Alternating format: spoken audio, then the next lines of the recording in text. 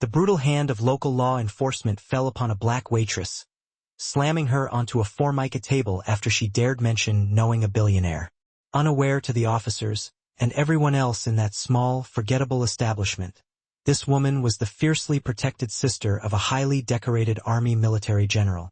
In a world perpetually tilting its scale toward the powerful, no one sitting inside that small American diner on Highway 17 expected that a single petty moment of calculated cruelty would rapidly ignite a strategic firestorm that would engulf their complacent little town. And before we plunge into this shocking true story, a narrative steeped in corruption, casual humiliation, hidden identities, and consequences that utterly rattled the foundations of an entire community.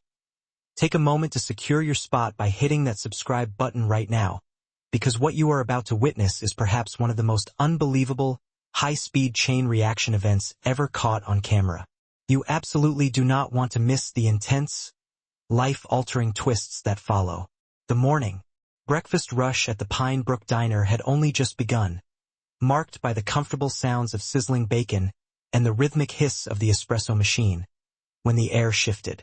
It was one of those subtle, almost invisible changes that everyone internally registers, a quiet sense of dread that is never fully understood until the disaster breaks the surface.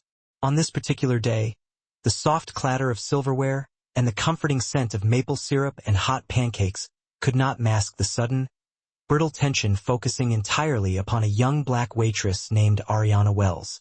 She navigated the crowded booths and sticky floors with the practiced, almost mechanical calm of someone who had long grown accustomed to swallowing casual disrespect. Someone used to being addressed condescendingly, used to being treated as if she were a ghost, though she carried herself with an intrinsic dignity far stronger and more profound than most residents of Pine Brook would ever recognize.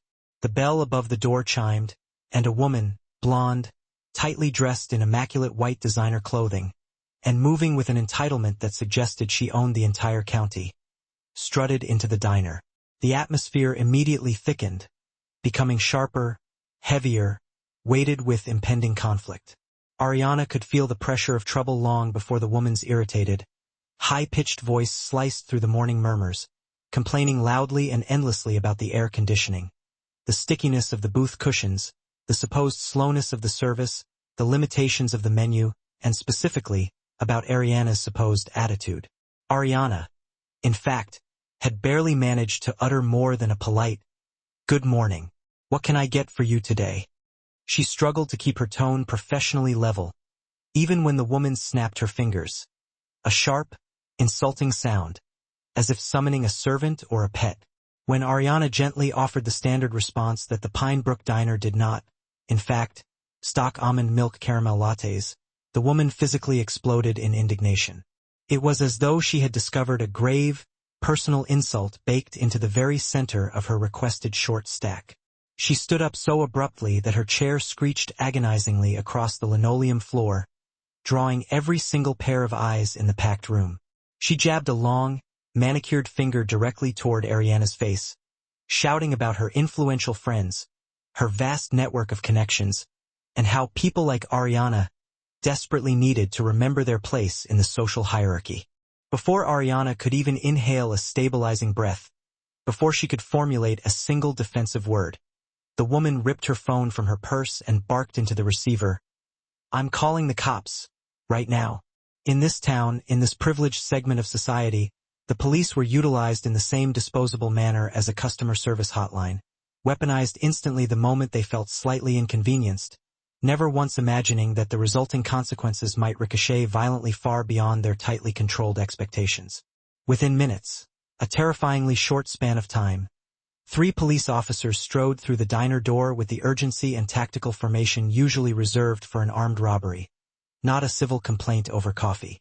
2 of the officers casually positioned themselves near the entrance, exchanging quiet, slightly bored smirks, while the third, Officer Daryl Kincaid, approached Ariana with a theatrical, exaggerated authority that made even the most hardened, indifferent patrons shift uncomfortably in their seats. But no one spoke up, not even the manager, a man named Gary who silently watched the unfolding drama from the perceived safety of the counter, too paralyzed by fear and profound cowardice to intervene.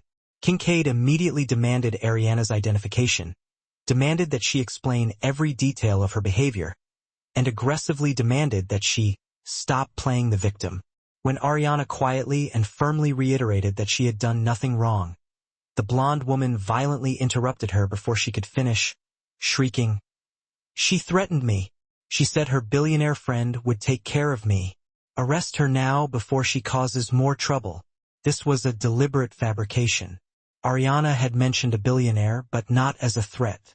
She had simply stated that she recognized the blonde woman from a high-society charity gala, where she occasionally worked catering jobs on the weekends for a major tech entrepreneur. She was simply trying to explain that she wasn't confusing the woman with someone else. Yet, the officers instantly, willfully twisted her statement. Officer Kincaid roughly grabbed Ariana's arm as if she were physically resisting arrest, even though she was completely motionless. He shoved her down hard toward the booth while the blonde woman stood mere inches away, her voice cracking with manufactured outrage, screaming accusations that Ariana looked dangerous, looked suspicious, and was clearly hiding something. As Kincaid slammed Ariana's face and upper chest down onto the cold, hard surface of the table, pressing his large hand onto the back of her head with absolutely gratuitous force, the two officers near the door laughed softly, clearly entertained by the display of dominance. Ariana whispered through tightly clenched teeth that they were making a terrible mistake, that they didn't understand who she was. She wasn't trying to intimidate them. She desperately needed them to grasp the gravity of the situation and exercise a shred of common sense. Yet, the moment she uttered the word general, trying frantically to warn them that her brother was Army Military General Marcus Wells, a highly decorated strategic commander recently featured prominently on national news reports, the blonde woman shrieked dramatically, once again accusing Ariana of issuing threats. Officer Kincaid slammed her head down even harder, yelling at her to stop lying and cruelly calling her delusional. The entire diner watched in paralyzed disbelief. The customers sat frozen, caught agonizingly between self-preservation and shock. They knew, deep down, that what was happening was fundamentally wrong, yet not a single soul was willing to step forward and risk the officer's wrath. Ariana felt humiliation, raw, scorching, agonizing, crawl through her chest like wildfire. Her pain wasn't just physical, nor was it solely because they disbelieved her. It was because they instantly defaulted to the assumption that a black waitress could not possibly possess connections, could not possibly know a billionaire, and certainly couldn't possibly be the sister of one of the country's most respected and highly decorated military leaders. As tears welled agonizingly at the corners of her eyes, not from the pain of the table, but from the crushing, dehumanizing weight of prejudice applied yet again, she clung fiercely to her brother's unwavering words. Never bow to injustice, Ari. Never. But she couldn't move. She couldn't speak. She couldn't defend herself as Kincaid wrenched her arm cruelly behind her back, whispering that she had brought this entire ordeal upon herself. The blonde woman stood nearby, radiating triumph, her designer purse hanging prominently from her elbow like an arrogant badge of superiority, whispering with a poisonous smirk, "This is what happens when people forget their place." The diner then fell into an awful, heavy silence, the chilling quiet that always precedes an unparalleled storm, because not a single person, not the manager, not the frozen customers, not even the three arrogant officers, realized that in less than 60 minutes, this quiet little town would be hermetically sealed off, surrounded by columns of military security vehicles, satellite news vans, and multiple drones sweeping overhead. Not one of them knew that the casual humiliation they were inflicting upon Ariana Wells would trigger a political, legal, and public meltdown so incredibly explosive it would be debated, studied, and talked about for years to come. And certainly, none of them were aware that less than 20 miles away, General Marcus Wells had already received a classified, Level 1 emergency alert. The alert indicated that his sister's location beacon, a specialized safety device she carried discreetly while he was deployed, had been activated under severe duress, forcing him to immediately assume the worst possible scenario. As Ariana lay painfully pinned to the diner table with Officer Kincaid's heavy hand pressing into the back of her head, the echo of her brother's warning pulsed powerfully in her mind, not as a source of comfort, but as a dire prophecy. He had once told her, with absolute seriousness, If anyone ever harms you, Ariana, I guarantee the whole country will hear about it. Today, those words were terrifyingly close to becoming reality. Chaos had begun brewing outside the Pine Brook Diner long before anyone inside registered that the world around them had fundamentally shifted. While Officer Kincaid still held Ariana's face forcefully pressed into the cold table surface, and the blonde woman continued her furious, self-pitying rant about uppity waitresses, a silent, meticulously coordinated chain of events had been initiated many miles away inside a restricted military operations center. General Marcus Wells, Ariana's protective older brother, was conducting a highly sensitive briefing regarding strategic troop movements overseas when a sudden, jarring alarm noise cut violently through the sterile room. It was a sound he had only heard twice before in his life. A highly specific alert reserved exclusively for emergencies involving his immediate family. This sound was tied directly to the tiny device Ariana unknowingly carried inside her apron pocket. A signal he had vehemently insisted she keep after the last time she was targeted and harassed because of her race months prior. He had told her then that he absolutely refused to allow the world to swallow her whole simply because certain people chose to underestimate her dignity and strength.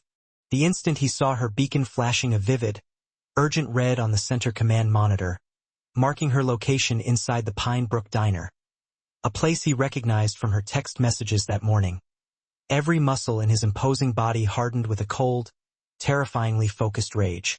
It was the kind of targeted fury his subordinates had only ever read about in classified reports detailing battlefield legends. Within seconds, he curtly dismissed the entire room, grabbed his jacket, barked a series of complex orders into his secured communications device, and initiated a rapid response unit deployment that sent the entire military base scrambling. Helicopters immediately began warming up their massive rotors, armored vehicles began rolling out of their depots, and specialized soldiers rushed into combat formation as if a major domestic terrorist threat had just been confirmed. But this threat was entirely different. This time it was acutely personal.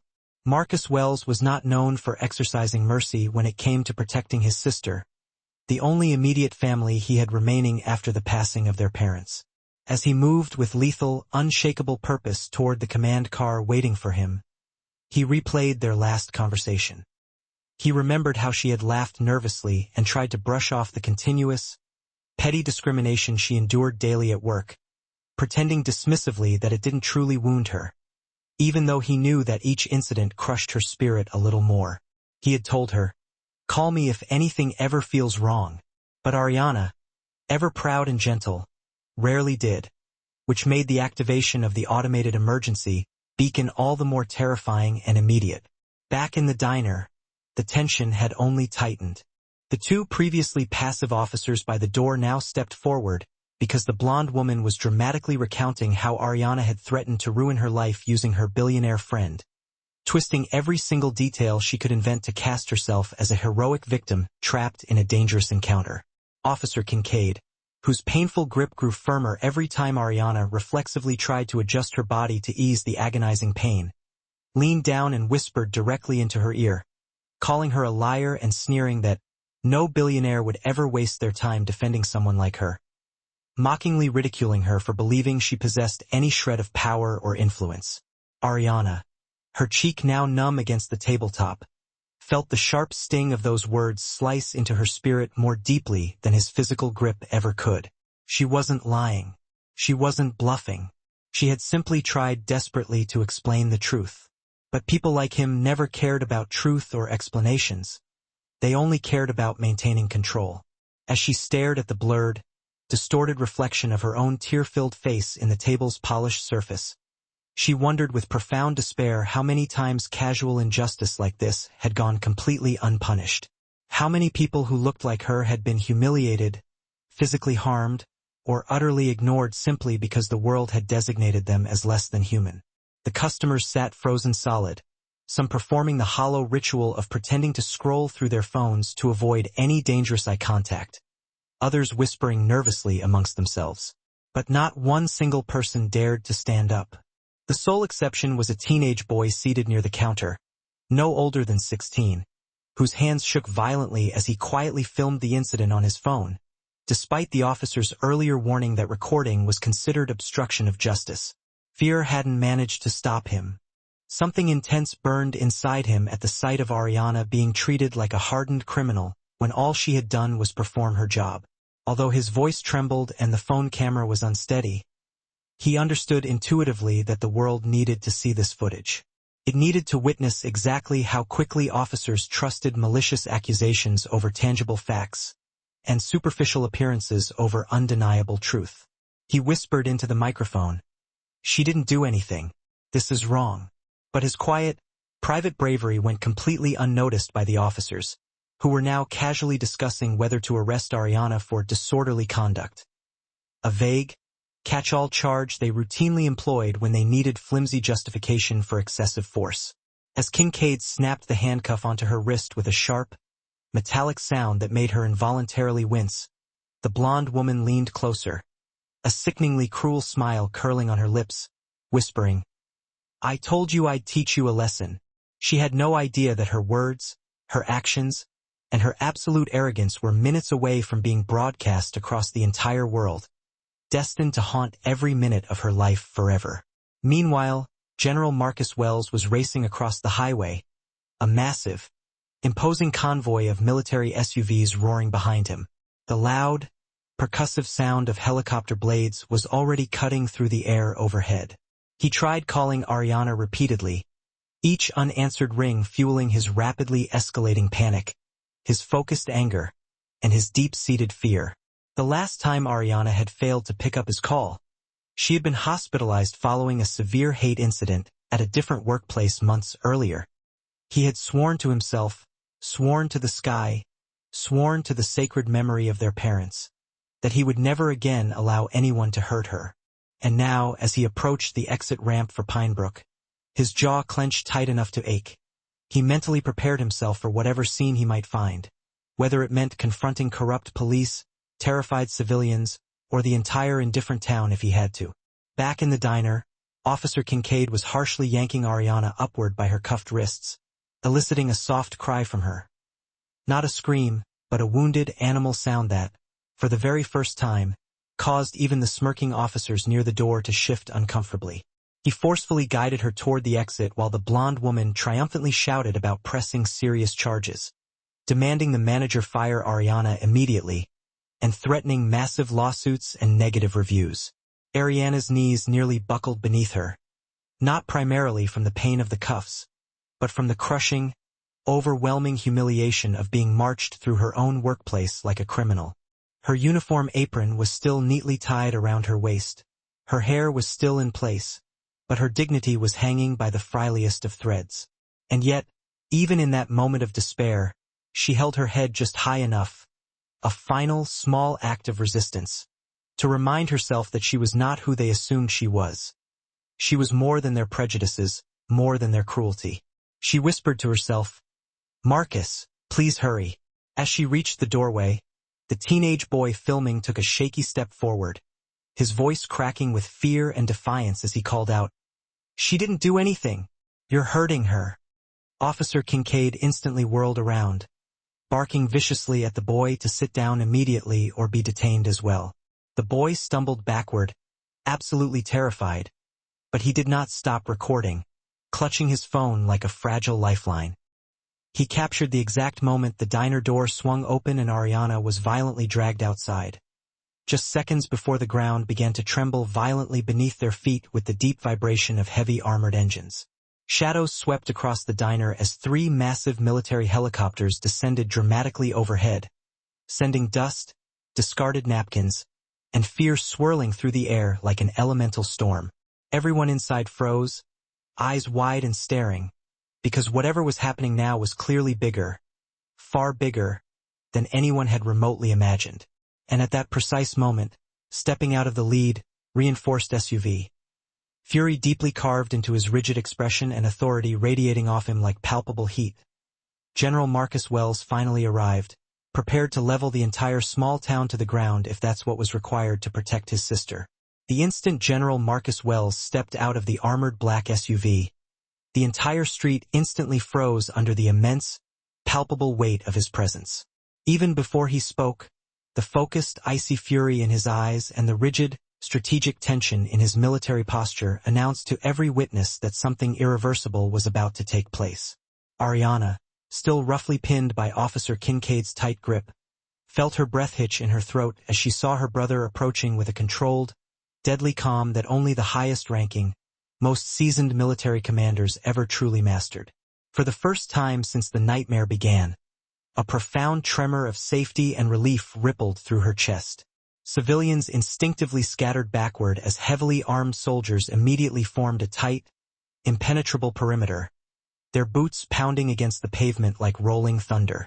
The trembling blonde woman, who seconds earlier had been shouting arrogant orders and accusations, suddenly shrank desperately behind a police cruiser, realizing far too late that the waitress she had humiliated and belittled was not the powerless, disposable target she had carelessly assumed.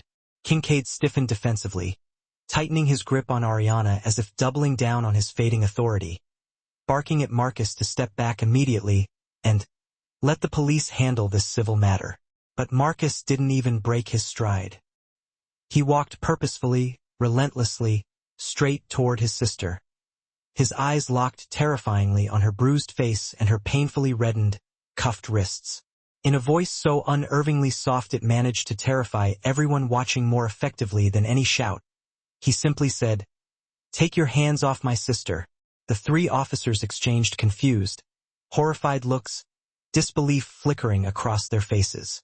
Marcus slowly pulled out his identification, high-clearance, secure military credentials that instantly caused every soldier in the surrounding perimeter to snap rigorously to attention.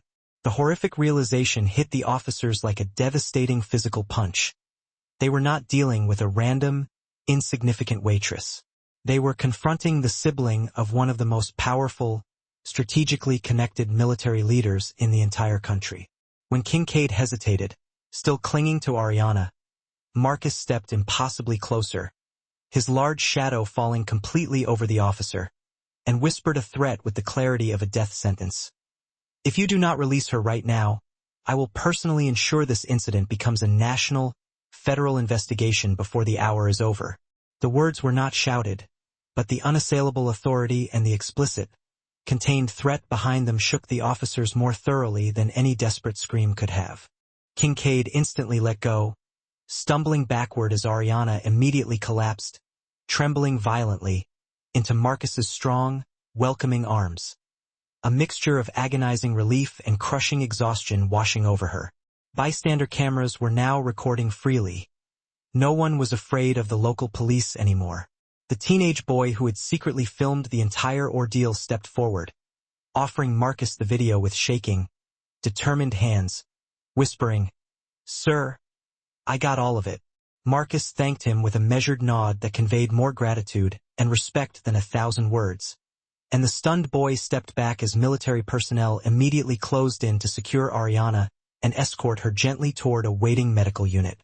The blonde woman, now profoundly pale and shaking uncontrollably, attempted desperately to explain herself, stuttering that she didn't know, that she didn't mean any real harm, and that she had simply overreacted.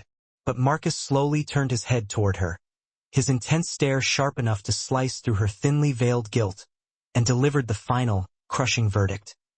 "You didn't need to know who she was to treat her like a human being." The words hung heavy and damning in the suddenly silent air.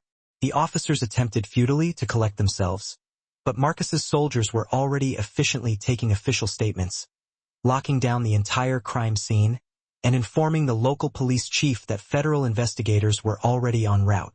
The power dynamic had flipped so utterly, so violently, and so fast that the entire town seemed to physically tilt on its axis. As Ariana was carefully lifted into the military medical van, she reached instinctively for Marcus's hand, whispering, "I'm okay, just take me home." He nodded, his jaw still painfully tight, his heart still burning with the agonizing image of her being slammed onto a public table for the simple crime of existing. As the high-speed convoy prepared to depart, the gathered crowd watched in stunned, ashamed silence, knowing with absolute certainty that they had witnessed a catastrophic event that would immediately explode across social media, dominate every news station, and become the core subject of political debates within mere hours. And deep down, Even those who had remained shamefully silent in the diner realized they had collectively played a complicit part in her suffering. As the military helicopters ascended into the sky with Ariana safely secured inside, the town of Pinebrook understood one thing clearly. This story was far from over. Not even close. In the harrowing days that followed, Pinebrook became the unwilling, chaotic center of a national media storm. As Ariana's horrific story, supported by the undeniable video evidence, spread across every single news channel, every social media feed, and every private conversation in the country, the quiet little diner incident was transformed into a potent symbol of everything fundamentally wrong with unchecked authority and pervasive, everyday prejudice. Officer Kincaid and his complicit partners were immediately suspended within hours of the footage being released. The blonde woman faced such intense, overwhelming public outrage that she was forced to delete all her online accounts and essentially vanish, and the local police department scrambled desperately to defend itself as federal civil rights investigators descended upon the precinct. But through it all, Ariana remained quiet and dignified, healing slowly at home while General Marcus Wells remained steadfastly by her side. Not functioning as a commander surrounded by disciplined soldiers, but simply as a dedicated, protective brother who refused to allow the world to break her spirit again. When she finally stepped outside days later to address the throng of reporters, she did not speak about political power, personal revenge, or the importance of her brother's powerful rank. Instead, she spoke with quiet, unwavering eloquence about human dignity and about every single person who had ever been humiliated, dismissed, or harmed simply because they were perceived as easy, defenseless targets. Her voice was soft, but it was absolutely steady as she delivered a statement that instantly became the headline. "I wasn't protected because of who my brother is. I should have been protected because I am a human being." The line echoed powerfully across the country, replayed millions of times, sparking massive protests, urgent policy reviews of police conduct, and a rare, vital moment of national self-reflection. The teenage boy's video became undeniable, objective evidence. The diner staff issued reluctant, public apologies, and even those customers who had stayed cowardly silent that day admitted their collective guilt. Not because anyone forced them to, but because Ariana's quiet, immense courage had made them see themselves clearly, perhaps for the very first time. As the relentless noise of the world slowly began to calm and life started its arduous process of settling again, Marcus placed a gentle, proud hand on his sister's shoulder and told her, with a proud smile that momentarily softened his hardened, military features, "You didn't just survive this, Ari. You changed something." Ariana finally exhaled, feeling a significant weight lift from her chest. And as the sun began to set peacefully behind them, she realized that despite every moment of brutality and prejudice she had endured, she had successfully reclaimed her voice in a world determined to silence it, closing this painful chapter not as a victim, but as the strong woman who had sparked a vital fire no one would ever forget.